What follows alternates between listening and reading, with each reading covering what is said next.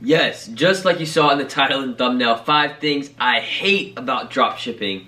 So there's way more than 5 things that I could say that I love about dropshipping and why I do what I do. And you know, dropshipping is something that's helped me a lot.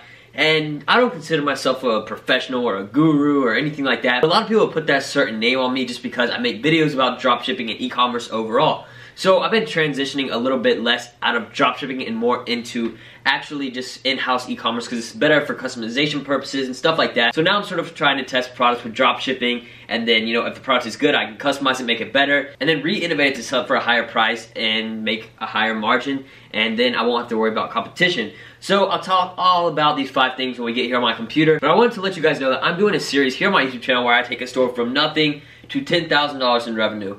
I'm going to be showing you guys everything step by step, my ads, my costs, finding the name, finding the products, finding the niche, everything like that. So that is something I'm working on right now. I'm going to film all the videos and have them edited and everything like that before. I don't know if the store is going to flop off the bat or if it's going to make money. I was just filming the first video for the whole series, and I was starting to edit it, and something happened with the screen recording and it got messed up. So that's annoying. It was like a 20-minute video when I was editing it, so it was sort of long. But I don't know if I should break up those videos or not. Let me know in the comments like how long you want the videos to be. But anyways, they're going to be a series. I don't know how many videos it's going to be. It may go on for a while. It may go on for a week. We'll see what happens with this store. But it's basically just going to be me showing step by step everything that I do. And if you're in my course, don't worry. I'll be doing bigger challenges for you. The reason I haven't done a series like this before is because my dropshipping course shows how I take a store from $0 to $1,000 a day. But this is a new updated version. But if you're in my course, just stay tuned. I'm going to be doing a lot bigger of a challenge than just $10,000. But now let's get here on my computer and I'm gonna go over 5 things that I hate about dropshipping. So right off the bat, if you're new to dropshipping, you know, some of these things you won't really know about. But if you're already familiar with dropshipping and you know what it's all about, then these things will be probably things you've noticed before. Most of you will know that these are some things that, you know, you don't really like about dropshipping, and they're sort of like complications with everything. So let's get here. The first thing is shipping times. Shipping times. So if you don't know, drop shipping, that is one thing that will get you in trouble with customers, is them complaining about shipping times. Where's my product? Even if you haven't known in your product description, you know, it takes 2 to 4 weeks for it to get to you, people will still complain. They'll ask for refunds and all this stuff just because they weren't already aware of it, but it was right there on the product description. People just don't pay attention when they buy stuff anymore. So shipping times, that sort of sucks with products. I mean, they're coming all the way from China, so you can't complain too much depending on where they're going around the globe. So with e-packet shipping from AliExpress with certain suppliers, it takes up to 12 days. So you have to look at that. That's probably the most reliable one that has tracking and stuff like that. So it's a pretty solid shipping method. You know, there's tons of shipping methods. If you actually want it like fast delivered, it's like so much money. It costs even more than the product. So, you know, that sort of sucks with dropshipping because you have so many people complain about it. And, you know, if you were shipping in-house, you could ship it out fast and get it to the people within a few days. But with dropshipping, it's coming from China. You have to worry about the supplier, processing it, you know, getting the order ready, and then shipping it out on time and all that stuff. Shipping times are sort of a bummer. You know, it sucks because you're going to get a lot of complaints about that. You just have to make sure that you make your customers aware of what they're getting into. When they're buying a product from a store, they're going to need to know that this product is going to have a certain amount of time that it takes to get to their doorstep. So the second one I have here, I sort of talked about it already, is relying on a supplier. So let's say you have a company here, you're selling hats. And you have millions of hats in this giant warehouse, and you're getting all these orders, and you have basically this fulfillment warehouse where you have employees, and you're basically shipping out these hats yourself. You know, you're in control of processing. You know, you're in control of getting these orders and making sure that they're shipped out on time and everything like that. But with drop shipping, you're not in charge of that. You don't have any inventory, so you're solely relying on these suppliers in China to make sure that, hey, they get your hats, they get the right hat. You know, sometimes that happens with drop shipping. The suppliers will send you the wrong color or the wrong variation or whatever, and then you get customers complaining, so that sucks. But you need to make sure that these suppliers, you know, they're getting the right hat, they're getting the right size, they're shipping it out on a good time, because you'll see suppliers will have a certain processing time on the product page, and you're able to see, you know, what it is. But you want to find one with the lowest processing time, usually 3 days or lower, and most of the time they'll get it done before that. But some suppliers are pretty sketchy and they will take way too long and they won't get your hat out on time. So you have to be careful with that, relying on supply. Make sure you talk to the suppliers before you start getting a ton of orders. If you're just starting off with a few orders, then it wouldn't be a big deal. You don't really have to contact them if you don't want to. But if you find a product that is already getting a lot of orders, it has good reviews, then I wouldn't worry about it too much. You know, if you can sell a ton of them, start doing it, start making some money, and if something goes wrong, get in contact with that supplier. But most of the times I like to contact the suppliers beforehand if I know that I'm going to be getting a lot of sales with it. So relying on a supplier, that's something that I don't really like about drop shipping, because you're not in charge of the fulfillment. It's all in the hands of someone else, and that is basically your main business. You know, that's your product, that's what you are selling. And if they can't get that taken care of, then you're basically just like scamming people. You're not giving them what they paid for. So you need to make sure suppliers do what they're supposed to do. People are getting the products. What I like to do is buy from my own store. Buy and see when the product comes to me, if it all goes well, and how long it actually takes. So the third thing that I want to talk about that I hate about dropshipping is the ability for competition to copy so quickly. So what I mean by this is, like I said, let's just keep using the hat example. Let's say I find this hat on AliExpress. It says AliExpress right here, as you can see, and I'm selling this on my store, aliexpress.com. So I'm selling this for 20 bucks, and let's say, you know, it starts getting a lot of sales, and people start to notice that I'm buying a lot of ads. They see it on Facebook, they see it on Instagram. They're starting to see this AliExpress hat everywhere.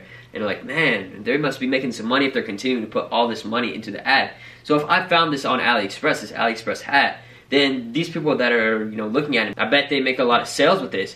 You know, they can just go on AliExpress, look up AliExpress hat, and it's going to pop up on AliExpress, and they're going to be able to import it to their own store. They can copy my store exactly and sell the same exact product, do the same exact marketing, and you're basically screwed. You know, if they have more money than you and can put more ad spend in, then, you know, you're not done for, but they're going to put you out of business eventually because they have a higher up power over than what you essentially had at the beginning hand. So that sucks that competition can just jump in so quickly, and it just becomes a big shark fight where, you know, you're the main shark, you're eating all the little fish, you know, you're making a bunch of money, you have this good product, and then all the other sharks start swimming in, they start trying to steal your little fish, and, you know, it just becomes a whole big bloody mess. But anyways, that sucks that the competition is just so easy for it to occur.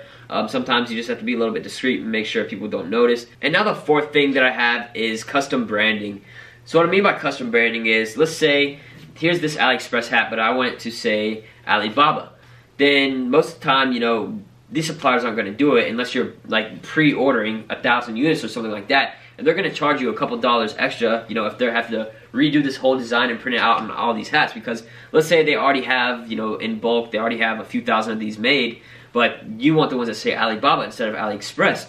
Then, you know, they're going to have to do that. They're going to have to make brand new hats and change the logo and everything like that. So with dropshipping, you're limited to these suppliers' brands that they've already made. So, like, let's say some products already have some branding on it that is not your company name, and it looks sort of like a knockoff because it doesn't say your name, but it says this other weird name that is in Chinese, and then people get it and they're like, what is this? I thought I ordered from AliExpress, but it says Alibaba. You know, people get confused and they don't really understand what is going on. So custom branding is something I've messed around with a little bit before with dropshipping, but 99% of the time they're not going to let you do it just because it becomes so complicated. The only time I've been able to get custom branding on a product is when I was ordering 2,000 units of something. So you have to give them a lot of money up front for them to, you know, spend the time and effort to do something like that already, because they're not going to make a bunch of Alibaba hats if you don't sell them, and they're stuck with the inventory and they had to pay for that mistake that you had. So dropshipping, you know, no custom branding. If you want it, you have to pay for it.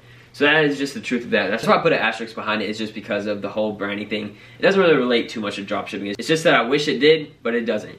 So that is the fourth thing. The fifth thing that I have here, I know a lot of you are going to relate to this, and that is the process. The whole process of becoming successful with dropshipping is something that is not easy. It's something that takes a lot of time, and a lot of people just don't realize that, and they expect too much when they first start. And, you know, a week down the road, you know, they're like, hey, where's my money? Where's my $1,000 a day? Where's my $10,000 a day? I see these other people doing it. Why can't I do it? So the process is something that is hard for a lot of people with dropshipping because they spend too much time worrying about other people instead of themselves. And, you know, they're always looking at other people's stores, other people's products, other people's success. They're looking at that and they want it.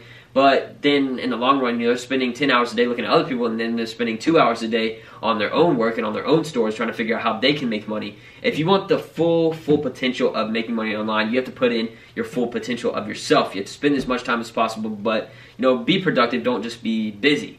Be doing something that is actually worth your time, that will actually help you in the long run, and, you know, be productive. That's the main thing. You need to be doing things, have a checklist, a goal list of what you need to get done with your store. You know, maybe you need to go watch all these videos on YouTube of people showing how to do this and that about dropshipping and e-commerce, and learn from that and then apply to your own stores. You know, create a goal list, do all this stuff to keep you in check and make sure that you are following the process, because the process is something that could take you a week. It is something that could take you a year. There's no certain timestamp that really occurs for the process. The process is just something that overall occurs within any type of business, online or in person, whatever. But those are 5 things that I really hate about dropshipping. You know, I don't really hate it. It's just some problems within dropshipping that you can't really get around. But these are things that I don't really like about dropshipping. So, hope you enjoyed this video, guys. Make sure to leave a like, comment, and subscribe. Peace.